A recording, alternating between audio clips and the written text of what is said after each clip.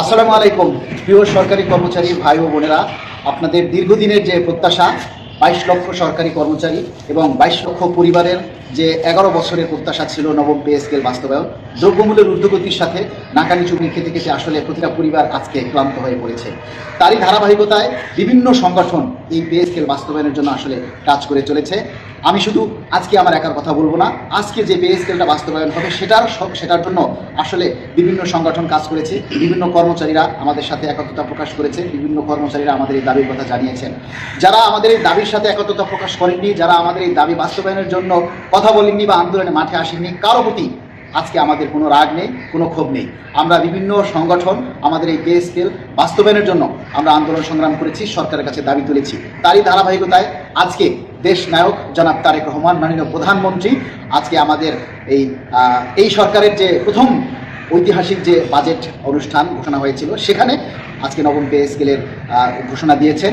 আমরা কৃতজ্ঞতা জানাই সরকারের প্রতি, কৃতজ্ঞতা জানাই মাননীয় প্রধানমন্ত্রীর প্রতি, কৃতজ্ঞতা জানাই মাননীয় অর্থমন্ত্রীর প্রতি এবং কৃতজ্ঞতা জানাই সর্বস্তরের সচিব কমিটি, জাতীয় পে কমিশন, যারা এই পে স্কেল বাস্তবায়নের পিছনে নিরলসভাবে কাজ করেছেন। সকলের প্রতি আমরা বাংলাদেশ সরকারি কর্মকর্তা কর্মচারী কল্যাণ সমিতির পক্ষ থেকে আন্তরিক ধন্যবাদ এবং কৃতজ্ঞতা জানাই।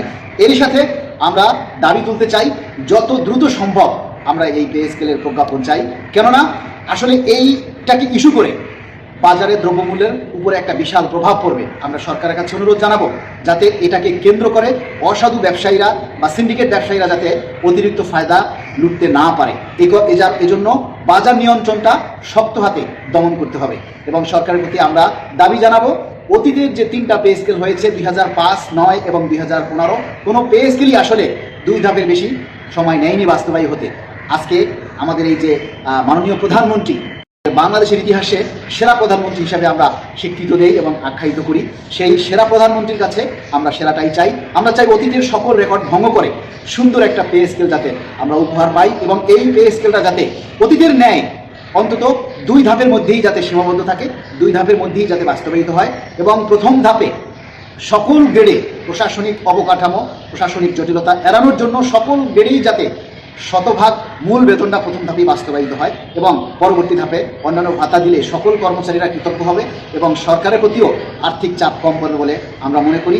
আমরা সরকারের হাতকে শক্তিশালী করার জন্য, এই দেশকে একটি স্বনির্ভর বাংলাদেশ হিসাবে গড়ে তোলার জন্য সরকারের সাথে কাঁধে কাঁধ মিলিয়ে আমরা কাজ করব। তবে সরকারের প্রতি আমাদের একটা অনুরোধ থাকবে, এই পে স্কেল বাস্তবায়ন করার পরও যদি কোনো ক্ষেত্রে কোনো কর্মচারী বা কোনো কর্মকর্তা দুর্নীতির আশ্রয় নেয়, তাদেরকে যাতে কঠোর হাতে দমন করা হয়, তাহলেই বাংলাদেশ সুন্দর একটা দেশ হিসাবে গড়ে তুলবে এবং এদেশের অর্থনৈতিক অবকাঠামো আরও মজবুত এবং শক্তিশালী হবে বলে আমরা আশা করি।